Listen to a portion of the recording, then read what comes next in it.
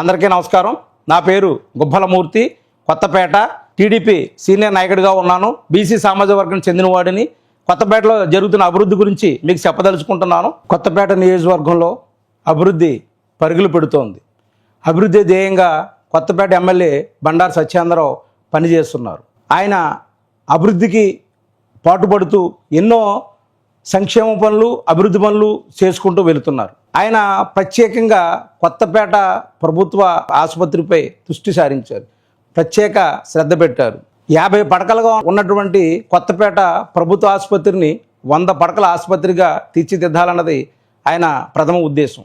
అయితే ఈ ఆసుపత్రిని కూడా ఆయన హయాంలోనే పెద్ద హాస్పిటల్గా నిర్మించుకోవడం కూడా జరిగింది. ఆయన ఎమ్మెల్యేగా ఉన్న కాలంలోనే ఈ ఆసుపత్రిని అభివృద్ధి చేసి ప్రత్యేకంగా ఒక పెద్ద హాస్పిటల్ కింద తీర్చిదిద్దారు ఆ రోజుల్లో. తర్వాత గత ప్రభుత్వంలో ఈ హాస్పిటల్లో కొంచెం శ్రద్ధ వహించలేదు, నిర్వీర్యం చేశారు. డాక్టర్లు లేక పేషెంట్ సంఖ్య గణనీయంగా తగ్గిపోయింది.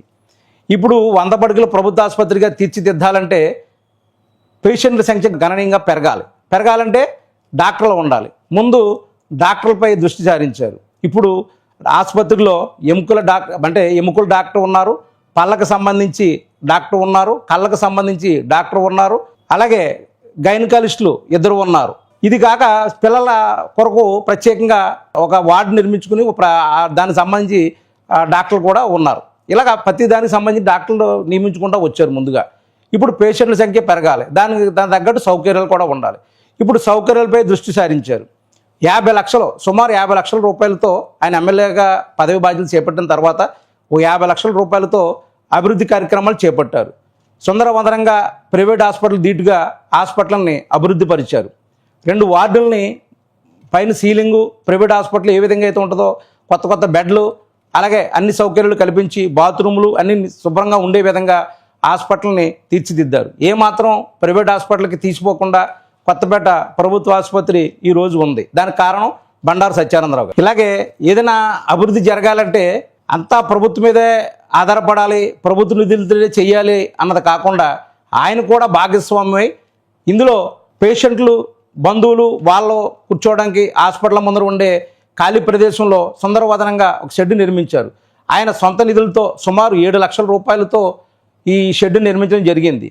అదేవిధంగా కారు పార్కింగ్కి, బళ్ళ పార్కింగ్ కూడా రేపు ఆ షెడ్ కూడా నిర్మించడానికి ప్లాన్ చేస్తున్నారు. ఇలాగా ఆయన ఎన్ని చూసుకున్నా హాస్పిటల్ అభివృద్ధి చేయాలన్నదే ధ్యేయంగా పట్టుకుని పనిచేస్తున్నారు. అదేవిధంగా ఎన్నో ఏళ్లగా రైతాంగం అంతా కూడా ఎదురు చూస్తున్న లొల్ల లాకులు ఆధునీకరణకు ఆయన ఎంతో పాటుపడ్డారు. ముందుగా అసెంబ్లీలో ఆయన గలం విప్పి లొల్ల లాకుల యొక్క ఆవశ్యకతను అసెంబ్లీలో ప్రస్తావించారు. దానిని కంటిన్యూ చేస్తూ చంద్రబాబు నాయుడు గారి దగ్గరికి వెళ్ళి పలుమార్లు కలిసి విన్నవించి దానికి నిధులు మంజూరుకు చాలా అవిశ్రాంతంగా కృషి చేశారు. 74 కోట్ల రూపాయలు నిధులు ఈ మధ్యనే మంజూరయ్యాయి. ముఖ్యమంత్రి చంద్రబాబు నాయుడు గారు నిధులు విడుదల చేయడం జరిగింది. ఇది ఎంతో శుభారణం. 16 మండలాల రైతులకు ఎంతో ఉపయోగకరం ఉంది. కోనసీమ ప్రాంత రైతులందరికీ కూడా ఇది చాలా ఉపయోగపడుతుంది. లొల్లలాకుల ఆధునీకరణ అన్నది చాలా ఎప్పుడో ఎన్నో ఏళ్ళుగా ఎదురు చూస్తున్నటువంటి దానిని ఆయన కళను కూడా ఈ లొల్లలాకుల పేరుతో నెరవేర్చారు. ఈ చరిత్రలో నిలిచిపోతుంది.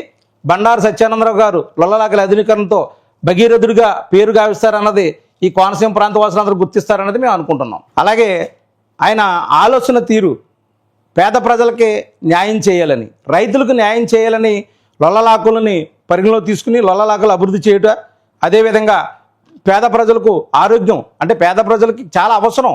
ఎలా కార్పొరేట్ వైద్యం చేయించుకున్న వారికి ఎలా ఉంటుందో తెలియదు, కానీ పేద ప్రజలకు ఒక రకంగా చెప్పాలంటే దేవాలయాలు లాంటి గవర్నమెంట్ ఆసుపత్రిని అభివృద్ధి చేయడం అన్నది ఆయన చాలా ముందు చూపు నిదర్శనం.